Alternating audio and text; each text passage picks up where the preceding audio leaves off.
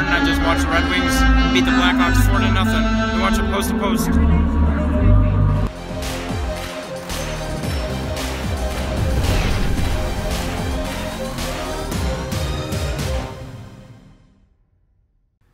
Hello and welcome to Post to Post, the channel where we discuss all things hockey and all teams. Detroit fans, I finally have a Red Wings jersey. It's got the C on it. You know who's on the back. It's Zetterberg. I'll show a picture of it. Absolutely love this jersey. Zetterberg's one of my favorite players. I have a t-shirt over there with Red Wings logo on it and Zetterberg on the back. And now I've got a jersey, so pretty awesome. I got this hat to go with it.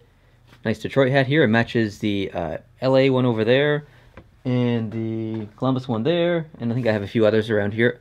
Of all of them that kind of have the same style, I love this one the most. This Detroit one I think looks the best of all of them. I really like it a lot. It might actually be the favorite hat I have in my entire collection, and I have a lot of hats. So I really like this. Highly recommend it if you're a Wings fan to get this hat. So, Detroit.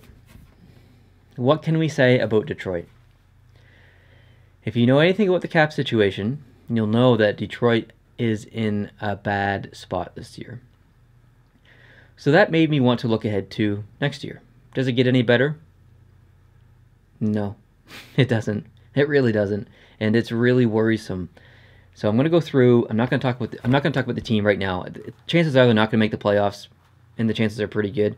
There's things wrong with the team. I don't really want to go through and discuss them all. I want to concentrate on the cap and next year because this year is kind of over for the team. Let's look ahead. So I just have the cap-friendly site up here. I'll put it behind me so you guys can see too. We're going to look at the entire team's salaries and stuff. And if you'll notice, wow, there's a lot of RFAs and some UFAs that Detroit needs to deal with. Now, if you don't know what an RFA is, it stands for restricted free agent, and that means that Detroit already has the rights to them, and they can't leave on their own willingness right away to go somewhere else. They have to talk to Detroit first. Detroit has the ability to sign them first before anyone else, and if they don't sign, I can't remember exactly. I think there's a penalty or a waiting period or something. I can't remember. And a UFA is unrestricted free agent. That means that as soon as their contract is done, they can talk to any team. They can go wherever they want, and Detroit can say, yeah, we're done with this person. So usually a team will automatically sign an RFA or they'll trade them. And in this situation, there's a lot of RFAs that Detroit needs to sign. So currently they have 0 cap space. 0. None. Zilch. So if we look at next year, who did they lose that they could potentially regain some cap? They lose Mike Green, potentially. They might want to re-sign him. If they do, I can't see his contract getting any less valuable. So they're probably going to have to sign him again at $6 million or $5 million or something like that. So not really an improvement. The only positive thing is they have a buyout currently with Stefan Weiss or whatever you say his name, I don't care.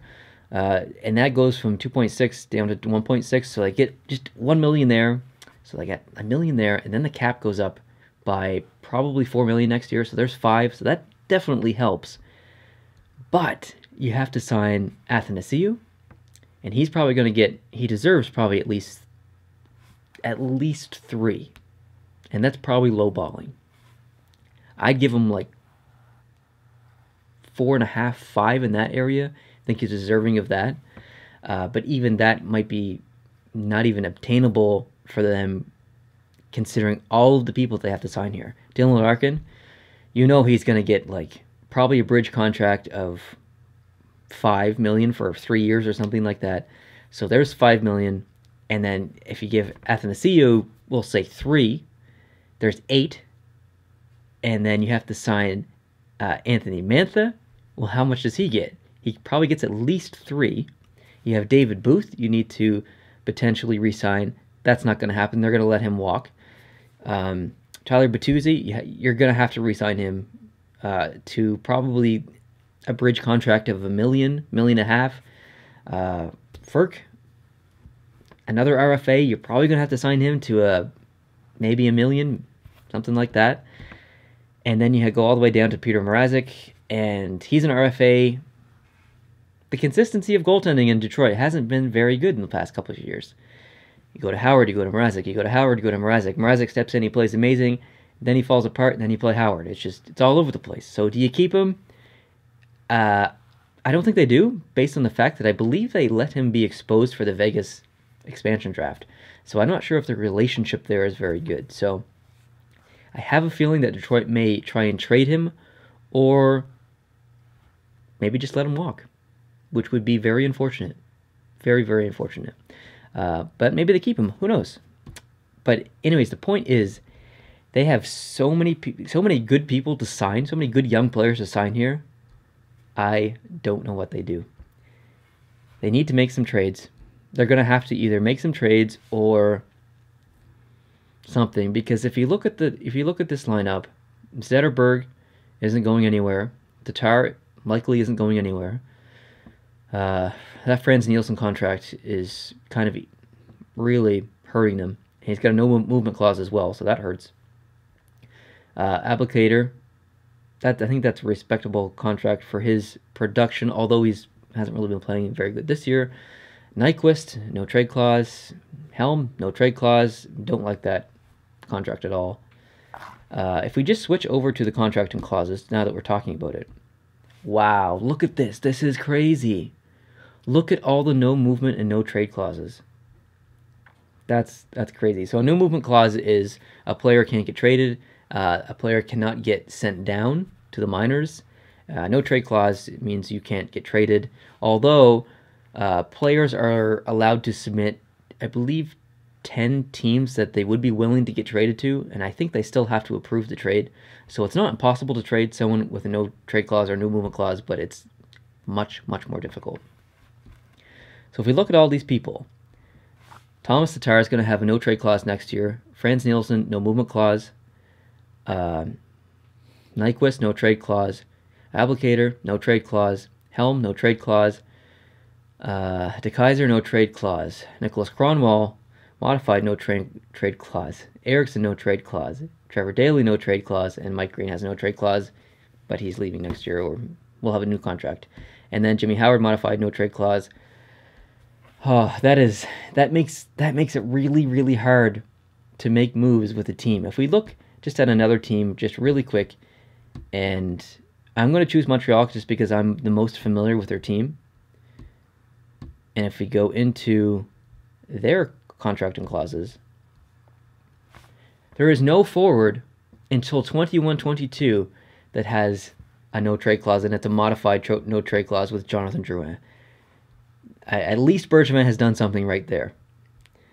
On the defensive end, we've got Jeff Petrie with a no movement clause and Carl Alsner with a modified no trade clause, and then Carey Price with a no movement clause. Carey Price is a given. I can't imagine him having anything less than a no movement clause. But I mean, the entire team is pretty much wide open for trading. And if we go back to Detroit, it's basically the complete opposite. I don't know what they're going to do, honestly. I have to look more into this team to figure out what the heck they're going to do. But they have some serious decisions to make. They're going to have to sell. They're going to have to trade for picks, because they can't take anyone back because they can't take on the salaries. It's going to be tough. I don't know what they're going to do. They're going to have to end up losing some players, and some good players. It's really unfortunate. They kind of shot themselves in the foot a little bit. That Trevor Daley contract is about 3.1 for the next 3 years. That's tough. That's really tough. Anyways, not a lot of good things to talk about in this video towards the Detroit Red Wings. Looks like they're going to miss the playoffs for the second straight year. Really unfortunate. Detroit was kind of one of those teams I hated, like, for the longest time, because right now I really don't like Chicago that much, and I really don't like Pittsburgh because they're so damn good. This used to be Detroit. They used to be so friggin' good that I just couldn't cheer for them. I hated that they were so good, and it was cool to see all the Stanley Cups and stuff, whatever, but it just got tiring constantly watching Detroit. Now they've kind of come down the standings a little bit as far as like the yearly standings, not standings this year, and I kind of have a bit of more of appreciation for the team. They have had a ton of turnaround with the new players. Athanasiou, Mantha, Larkin, all these new young players. So great to watch, so fun, and kind of have a bit of a growing love for Detroit, if you want to say. It's a team that I've begun to watch a little bit more of, and very happy that I finally have a jersey.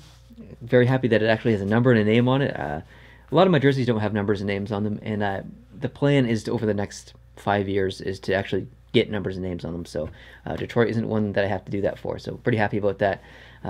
Yeah, tell me your thoughts down below about the Detroit Red Wings. I really want to know your thoughts. Like this video if you liked it, or hit the like button, I guess, sorry. Subscribe if you're new, and I'll see you in the next one. Adios, guys.